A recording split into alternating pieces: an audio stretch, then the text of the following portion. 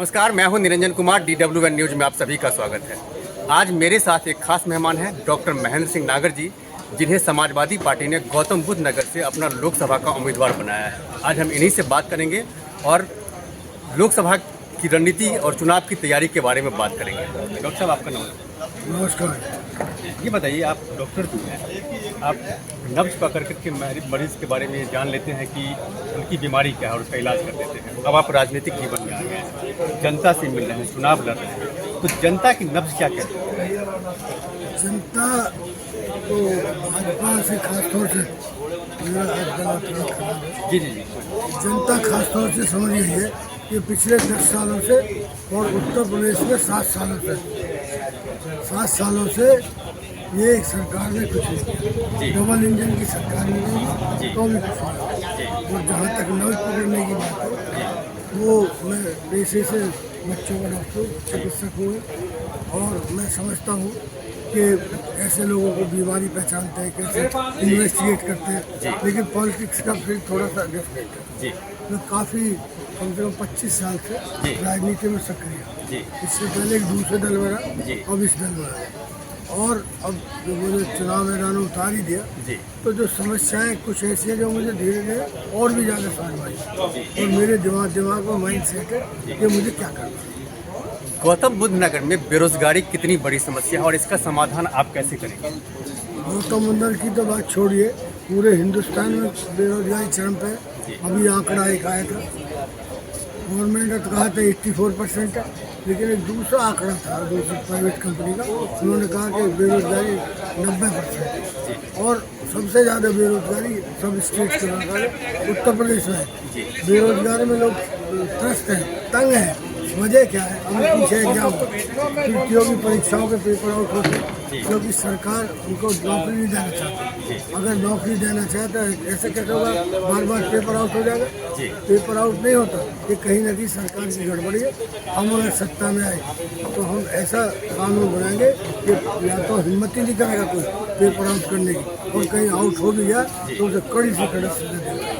कड़ी से कड़ी सजा आप दिलवाएंगे। नोएडा में फ्लैट रजिस्ट्री की एक बड़ी समस्या है।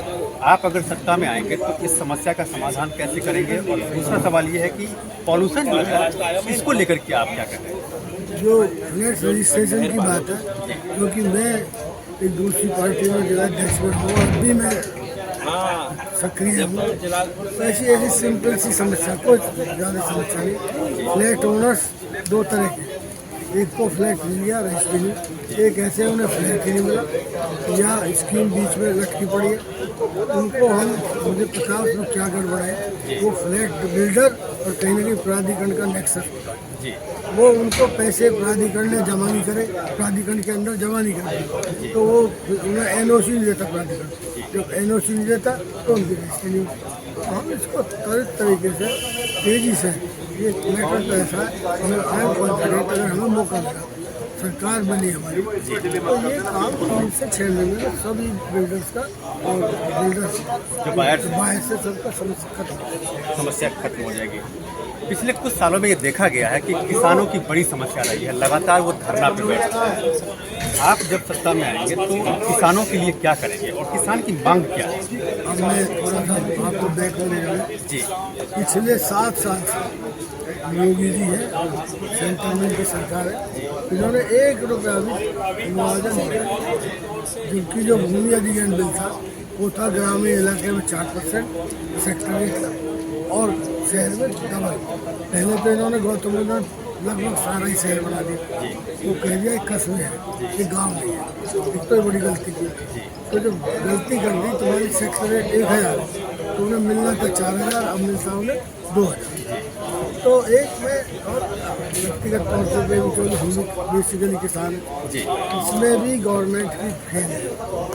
आप जब ये अपना हमारे नेता अखिलेश यादव जी मुख्यमंत्री बने, तो उन्होंने 1500 रुपये से 3000 रुपये रेट बढ़ाया। 3000 टोटल 3500 रुपये और नोएडा में करीब 5,000। ऐसे ही माननीय मुलायम सिंह यादव जी ने भी बढ़ाया था, इन्होंने बढ़ाया नहीं। पिछले 7 साल में कोई महंगाई नहीं बढ़ी, कोई मुआवजे में 1 रुपया भी नहीं बढ़ाया। इसको भी हम देखेंगे और किसानों को उसके मुआवजे भी दिलाएंगे।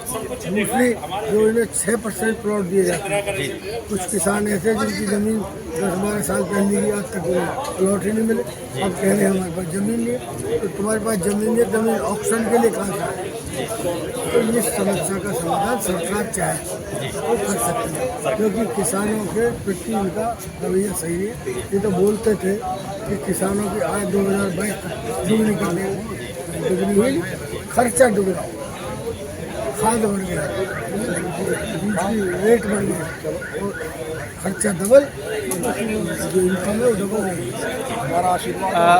आपके जो मुखिया है समाजवादी पार्टी के मुखिया अखिलेश यादव जी, वो पीडीए की बात करते हैं। आप जब सत्ता में आएंगे तो पीडीए, आरक्षण और जातिगत जनगणना जो है उसको कैसे और कब तक इसका समाधान करेंगे? देखो, लोग समझ नहीं पा रहे जी अंग्रेजों ने कभी ठीक से जाति गणना कराई, अभी बिहार में जनगणना हुई थी।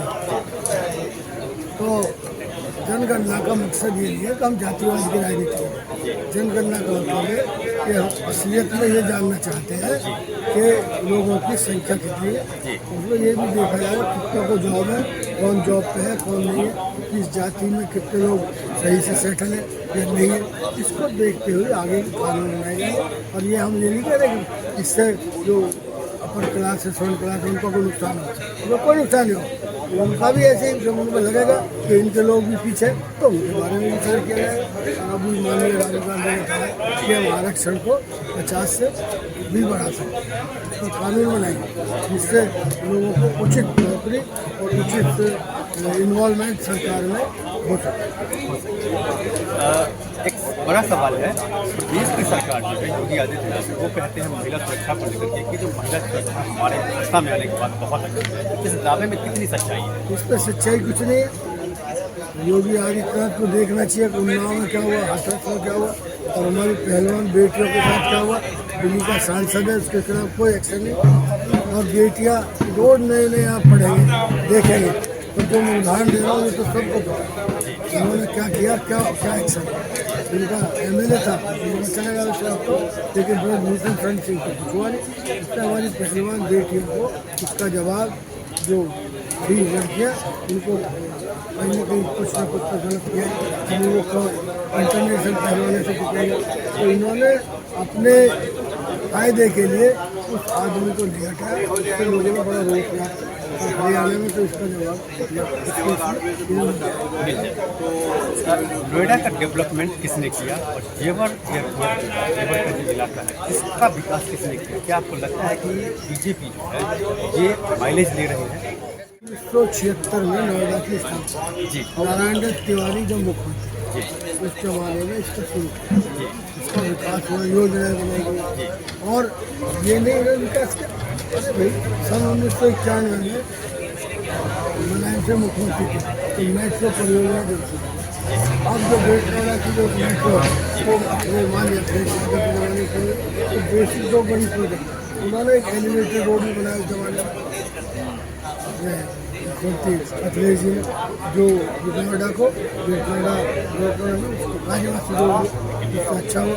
इन्होंने एक प्रोजेक्ट बनाई थी कि हम इस मेट्रो को एलिवेटेड रोड को यहाँ तक लाएंगे, यमुना तक को आज तक हम देख रहे हैं। और उन्होंने स्टेडियम बनाया अखिलेश जी ने, उन्होंने एक बहुत बड़ा पार्क बनाया और बहुत सी ऐसी चीज़ें जो बीच में जो उनके बनाए गए उनका उद्घाटन का उन्होंने किया, लेकिन उनकी शिलान्यास निर्माण कार्य अखिलेश जी ने शुरू किया था। अब ये बताइए कि अभी जो है नोएडा की बात करें, नोएडा में जब आप आएंगे, जब जीत करके आएंगे, तो हम नोएडा का विकास कैसे करेंगे? नोएडा का विकास करने से पहले हम ये भी देखेंगे पर्यावरण की क्षति तो नहीं है, क्योंकि वहाँ पॉल्यूशन बहुत है, वहाँ कंजेशन भी बहुत ज़्यादा हो गया। तो सबसे पहले तो मेट्रो हम ले जाएंगे ग्रेट नोएडा बेंच से होते हुए और वो काशी इस पर काम DPR की जरूरत है, लेकिन काम कुछ नहीं। सरकार बहुत दिन से कह रही है कि नहीं हम बनाएंगे, लेकिन उनका कोई ध्यान नहीं। उनका ध्यान तो मंदिर मस्जिद आपसी भाईचारा खत्म करना, इस पर ध्यान।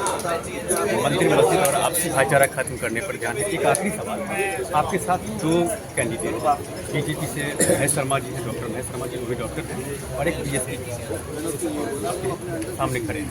तो आप ये बताइए कि महेश शर्मा और आप खुद के बीच में अगर तुलना की जाए तो आप किसको आप देखिए, आपका प्रोडक्ट कहाँ है? देखो डॉक्टर महेश शर्मा डॉक्टर है, मैं भी डॉक्टर हूँ, कोई बात नहीं। व्यक्तिगत हमारी कोई लड़ाई नहीं, हमारी विचारी है विचारों की लड़ाई। वो अलग पार्टी है, मैं अलग पार्टी हूँ। लेकिन मैं जैसे बोलूँ, मैं देख रहा हूँ उनका व्यक्तिगत तौर पर काफ़ी ज़्यादातर लोग कहते हैं कि वो हमसे मिलने नहीं आते, कभी ना कभी जाना पड़ेगा। विरोध करते हैं लोग, एक तो ये बड़ा दूसरा वो ये भी कहते हैं हम डेवलपमेंट भी चाहते हैं। तो मैं तो आपके माध्यम से ये पूछना चाहता हूँ, वो ये बताएं कितनों की नौकरी मिलेगी, कितनी जगह गए, क्या उन्होंने पब्लिक की उसकी भलाई के कितने काम किया, कुछ नहीं नथिंग।